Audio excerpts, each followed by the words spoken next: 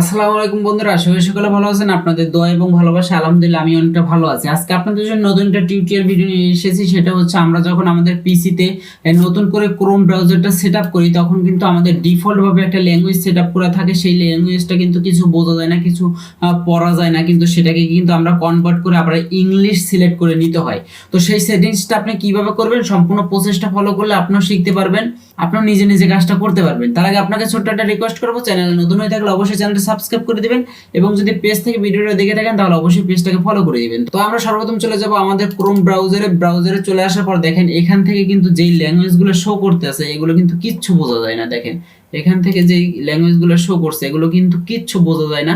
হ্যাঁ, আপনাদের কিন্তু এরকমের আসতে পারে, অন্য একটা ল্যাঙ্গুয়েজও আসতে পারে। এটা কিন্তু আপনার মানে যেরকম আপনি ক্রোম ব্রাউজারটা ডাউনলোড করবেন সেটার উপরে ডিপেন্ড করে।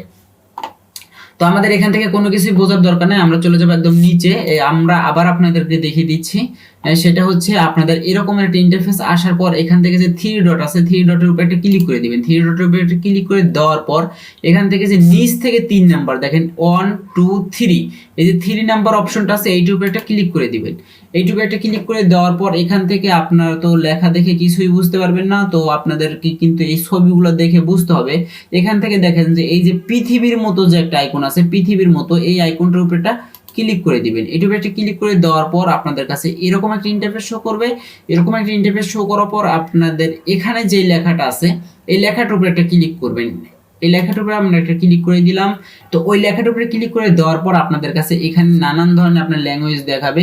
এখান থেকে আপনাকে খুঁজতে হবে ইংলিশ। তো আমরা এখন এখান থেকে ইংলিশ খুঁজতেছি। দেখেন আমরা ইংলিশ খুঁজবো, যে আমরা ইংলিশ পাই কিনা আমরা একটু খুঁজতেছি। এখানে কিন্তু আমরা বাংলা পেয়ে গেছি। দেখেন এখানে কিন্তু বাংলা লেখা আছে। তো আমরা এখন এখান থেকে ইংলিশ খুঁজবো, আমরা ইংলিশ পাই কিনা দেখি। ইংলিশ তো অবশ্যই থাকবে। দেখেন এই কিন্তু একটা ইংলিশ পেয়ে গেছি। তো আমরা ইংলিশ এইটা দিব। হ্যাঁ, দেখেন এই যে ইংলিশটা আছে এই ইংলিশটার উপরে একটা টিক চিহ্ন দিয়ে দিবেন।